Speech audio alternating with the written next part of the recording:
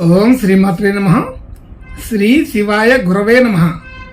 యఃకర్త జగతాం భర్త సంహర్త మహసాం నిధి ప్రణమామితమాదిత్యం బహిరంతస్తమోపహం. వీక్షకులకు నమస్కారం.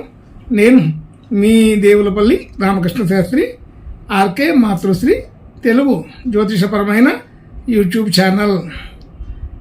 ఇప్పుడు ఆగస్టు నెల 4వ తేదీ నుండి ఆగస్టు నెల 10వ తేదీ వరకు గల గ్రహ స్థితిగతులని ఒకసారి పరిశీలన చేద్దాం.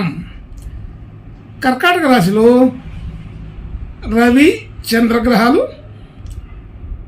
సింహరాశిలో బుధ శుక్రగ్రహాలు, కన్యారాశిలో కేతుగ్రహం, అలాగే కుంభరాశిలో శనిగ్రహం వక్రస్థితి, మీనరాశిలో రాహుగ్రహం, వృషభ రాశిలో కుజ గురు గ్రహాలు సంచరిస్తున్నాయి.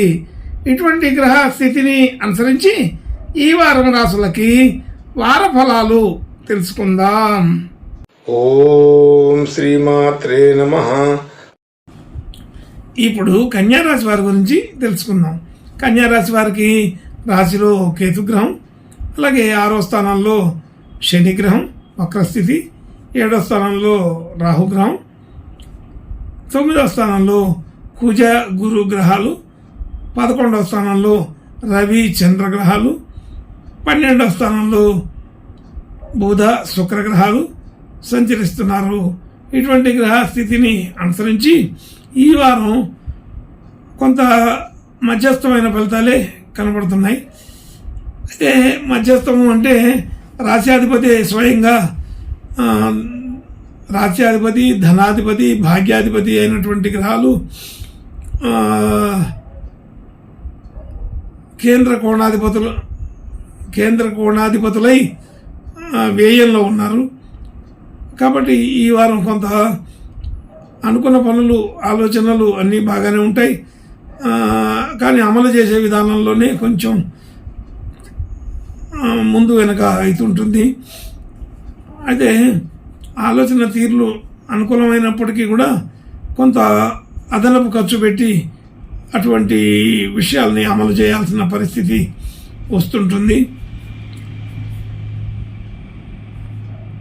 అలాగే ధన యోగాదులు బాగానే ఉంటాయి, అంటే సాధారణంగా ఉంటాయి, పెద్దగా ఇబ్బంది అయితే ఉండదు. కానీ దానికి తగిన ఖర్చులు కూడా ఉంటూ ఉంటాయి. అలాగే బంధుమిత్రుల్ని కలవగలుగుతారు, దైవ దర్శనాలు చేసుకోగలుగుతారు, ప్రయాణాలు చేయవలసి వస్తుంది. అలాగే కుటుంబ సభ్యులు, బంధుమిత్రులు అందరితో కూడా మంచి సంతోషంగా గడపగలుగుతారు. గృహ వాహన యోగాదులు సాధారణంగా బాగానే ఉంటాయి. అయితే కొత్తగా క్రయ విక్రయాదులు చేయాలనుకుంటే మాత్రం ఇది అంత అనుకూలం కాదు. రుణాలకు సంబంధించిన విషయాల్లో కొంత ఒత్తిడి తగ్గుతుంది, రుణాలు తీర్చుకోగలుగుతారు, తగ్గించుకోగలుగుతారు. అలాగే ఆరోగ్యపరమైన విషయాల్లో కూడా పెద్దగా ఇబ్బంది అయితే ఉండదు, సాధారణమైన విషయాలుగానే తీసుకోవాలి. కొత్త కొత్త బంధువుల్ని, స్నేహితుల్ని కలిసే అవకాశం ఉంటుంది.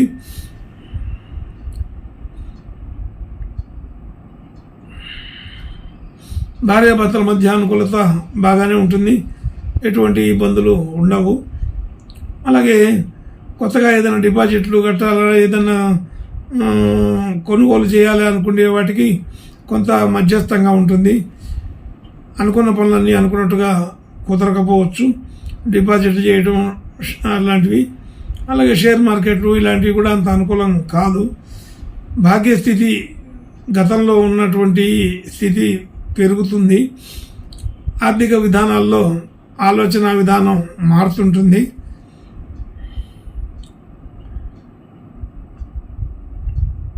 అలాగే మనం గతంలో ఏదేదో చేయాలనుకున్న పనులన్నీ కూడా ఈ వారంలో చేస్తే అనుకూలపడే అవకాశం ఉంటుంది. భాగ్యస్థితి కొంత వృద్ధి అయ్యేదానికి అవకాశం ఉంటుంది. అంటే వెంటనే అమలు జరిగే విషయాలు అయితే మాత్రం అంత అనుకూలం కాదు. భవిష్యత్తుకు ఉపయోగపడే విషయాలు అనుకూలపడే అవకాశం ఉంటుంది. ఉద్యోగ స్థితి, వృత్తిపరమైన విషయాలు, వ్యాపారపరమైన విషయాలు, కొంత అనుకూలపడే అవకాశం బాగానే ఉంది. అలాగే వృత్తి, ఉద్యోగ, వ్యాపారాది విషయాల్లో కొంత డెవలప్మెంట్ కూడా కనబడుతుంది. పద్ధతులు కొంత మార్చుకోవడం జరుగుతుంటుంది. అలాగే మనకి కావాల్సిన గుర్తింపు, గౌరవాలు పెరుగుతాయి.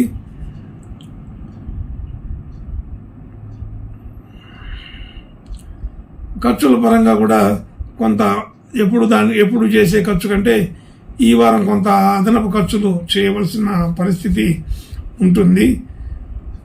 దూర ప్రయాణాలు చేయడం, దైవ దర్శనాలు చేసుకోవడం, బంధుమిత్రుల్ని కలవడం జరుగుతుంది.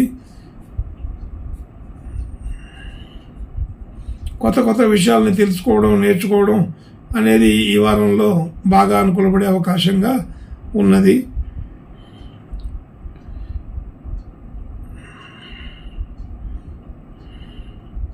సంతానం వలన కీర్తి పెరుగుతుందని తెలుస్తుంది.